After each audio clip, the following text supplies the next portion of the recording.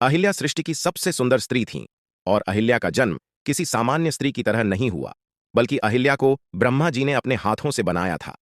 अहिल्या का सौंदर्य इतना अद्वितीय था कि देवता और ऋषि सभी उनकी सुंदरता से मोहित थे।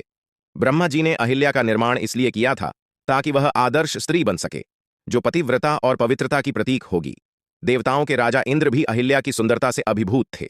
जब अहिल्या विवाह योग्य हुईं, तो ब्रह्मा ने उनकी सुंदरता और तपस्या के अनुकूल पति की तलाश शुरू की और कई देवताओं और ऋषियों ने ब्रह्मा जी से उनका हाथ मांगा, परंतु ब्रह्मा जी ने देखा कि तपस्वी गौतम ऋषि सबसे योग्य वर होंगे। गौतम ऋषि का जीवन तप और साधना में लीन था और वे एक महान तपस्वी और ज्ञानी थे। ब्रह्मा जी ने स्वयं गौतम ऋषि के साथ अहिल्या का विवाह संपन्न किया।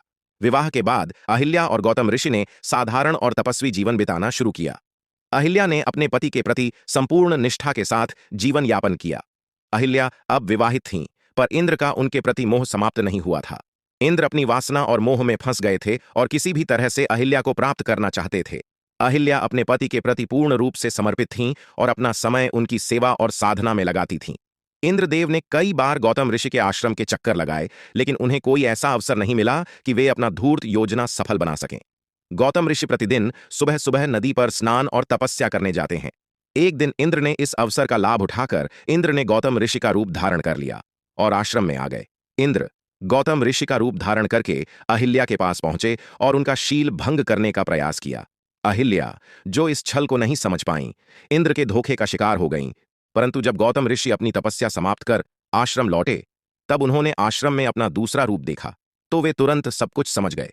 उन्होंने अपने ज्ञान और तपस्या की शक्ति से उन्होंने इंद्र के छल को भांप लिया और गुस्से से भर गए।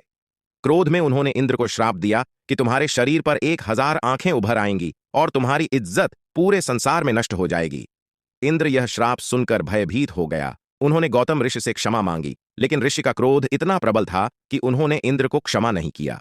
हालांकि अहिल्या ने कोई जानबूझकर गलती नहीं की थी, लेकिन वे इंद्र के छल का शिकार हो गई थीं। गौतम ऋषि ने अहिल्या को श्राप देते हुए कहा कि तुमने अपने पतिव्रता धर्म का उल्लंघन किया है, इसलिए तुम अब इस आश्रम में पत्थर बनकर रहोगी और तुम्हारा उद्धार तभी होगा जब भगवान श्री राम अपने चरणों से तुम्हें स्पर्श करेंगे। अहिल्या ने अपने पति के द्वारा दिए गए श्राप को स्वीकार किया और पत्थर बनकर आश्रम में रह गईं, उद्धार की प्रतीक्षा करने लगीं। अहिल्या वर्षों तक पत्थर के रूप में तपस्या में लीन रहीं। कई वर्षों बाद जब भगवान राम अपने वनवास के दौरान आर्षि विश्वामित्र के साथ इस स्थान पर आए, तो उन्होंने गौतम ऋषि के आश्रम के पास एक पत्थर देखा। विश्वामित्र ने राम को बताया कि यह पत्थर अहिल्या का है, जो एक महान तपस्विनी और पतिव्रता स्त्री थीं। भगवान राम ने अहिल्या के प्रति अपना आदर प्रकट किया और अपने चरणों से उनका स्पर्श किया।